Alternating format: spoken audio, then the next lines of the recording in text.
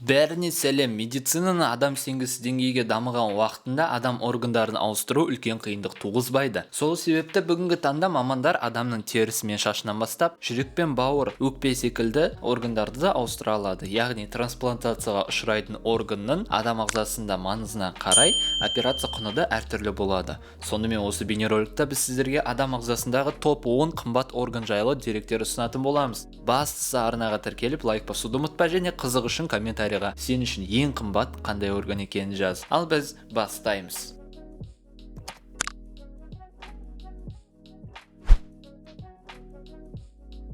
Әдетте адамдарға бұл органды ауыстыру қажеттілігі жол апатына немесе өзге жағдайларға тап болып, көптеген буындардың зақымданған кезінде пайда болады. Сүйектерді ауыстыру ертеден зерттелгендіктен және қолжетімді болғандықтан, бұл органның бағасы 15 мың 20 мың теңге аралығында.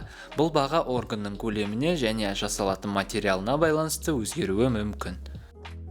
Әрине, бұл қызық естілуі мүмкін, бірақ 21 ғасырда бір әйел адамнан өзге бір әйелге аналық жасушаны транспланттау арқылы басқа отбасыға ұрпақ жалғастыруға мүмкіндік беруге болады. Бұл органды ауыстыру арқылы мүлде бала көтере алмайды деген нәзік жандылардың өзі ана болу бақытын сезіне алады. Операция бір қарағанда қиын болып көрінгенмен, жасалу жолы тез әрі оңай. Сол себепті құны 275 мың 400 мың теңге арасында. Бір қызығы, бұл операция кезінде барлығы анонимді түрде жүреді, яғни донор мен пациент бір-бірін танымайды.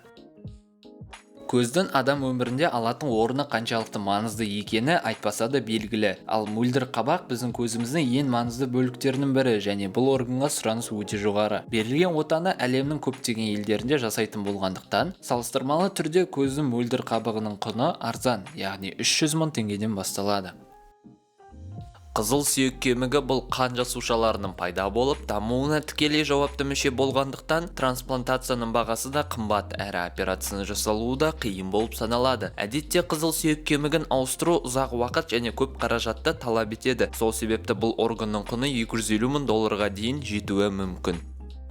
Ішек адам ағзасында бірталай функция атқаратындығын ескерсек, бұл мүшенің 6-шы орында болуы заңды деуге болады. Сонымен қатар, ішек ауыстыруға дайын донорлардың саны да тым аз. Бұл органдарға адамдар жылдар бойы кезекке тұру арқылы ғана донор табады дегенді естігенді шығарсыз. Ал ішектің бағасына келер болсақ, 200 мың доллардан бастау болады, және отаның түріне қарай 300 мың долларға дейін жетуі ғажап емес.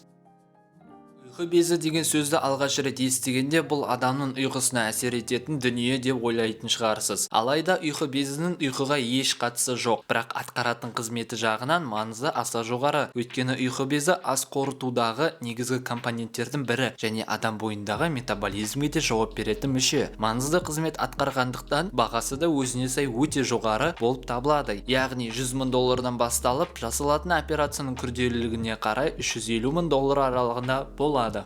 Адамдар қатты ақша керек болған кезде бір бүйрегімді сатып жіберсемші деген сөздерді бәріміз естіген шығармыз. Бірақ бүйрек трансплантациясы көп адам ойлағандай оңай емес. Әрине, адам бір бүйрекпен өмір сүре алады. Алайда бүйрек сату қара нарықтың бір бөлігі болып саналады, және заңсыз жасалған отада ешкім сізге операциядан кейін ұзақ өмір сүретініңізге кепіл бере алмайды. Бұл органның бағасы 5 миллион теңгеден басталып жоғарылай береді.